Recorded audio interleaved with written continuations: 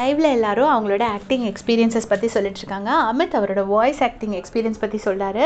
சொல்லி முடிச்சுட்டு big pass கன்னடாவில் எப்படி இருந்தது அப்படி அந்த எக்ஸ்பீரியன்ஸ் எல்லாரும் ஷேர் பண்ணுங்கன்னு கேட்குறாங்க. அப்போ அவர் சொல்ல வரும்போது கனி சொல்கிறாங்க, வேண்டாம் அது மட்டும் ஷேர் பண்ணாதீங்க, ஏன்னா இங்கே வச்சு ஷேர் பண்ணிட்டீங்கன்னா இப்போ பிக் பாஸ்னால் எனக்கு மைண்டில் ஒரு ரெஸ்பெக்ட் இருக்குது, நீங்கள் இப்போ அதை ஒன்றும் இல்லைன்னு ஆக்கிட்டீங்கன்னா அப்புறம் வந்து நமக்கு அந்த ஃபீல் வராது, ஸோ இங்கே வச்சு வேண்டாம் அப்படின்னு சொல்லிட்டு கனி சொல்லிடுறாங்க. உடனே அமித்தும் ஓகே அப்படின்னு சொல்லி விட்டுடுறாரு.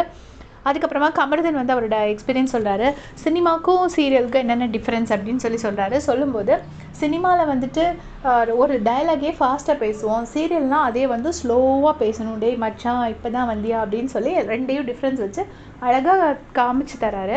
அப்புறம் என்ன சொல்கிறாருன்னா, ஒரு தண்ணி குடிக்கிறதுனா கூட நான் அதை ஆக்ட் பண்ண மாட்டேன், நான் உண்மையிலே குடிக்கிற மாதிரி பண்ணுவேன், அப்போ தான் அது ரியலிஸ்டிக்காக வரும் அப்படின்னு சொல்லிட்டு கமருதன் அவரோட ஆக்டிங் எக்ஸ்பீரியன்ஸஸ்லாம் ஷேர் பண்ணிகிட்ருக்காரு.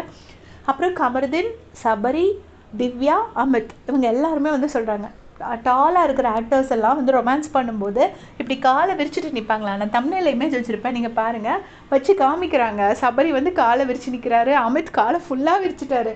அமித் பயங்கர டாலில் ரொம்ப விரிச்சிட்டு ஃப்ரண்ட்டில் வந்து ஹீரோயின் நிற்பாங்க போல், அப்படி தான் ரொமான்ஸ் பண்ணுற மாதிரி சீரியல்ஸில் காமிப்பாங்களாம். ஸோ இப்படி தான் பண்ணுவாங்கன்னு சொல்லிட்டு இருக்காங்க. எல்லோரும் பயங்கர ஷாக்காகி கேட்குறாங்க. நானும் இதுவரை கேட்டதே கிடையாது. சிங்கம் படத்தில் வந்து சூர்யாவுக்கு ஏதோ ஸ்டூல் போட்டிருந்தாங்க அப்படின்னு சொல்லி நான் கேள்விப்பட்டிருக்கேன்.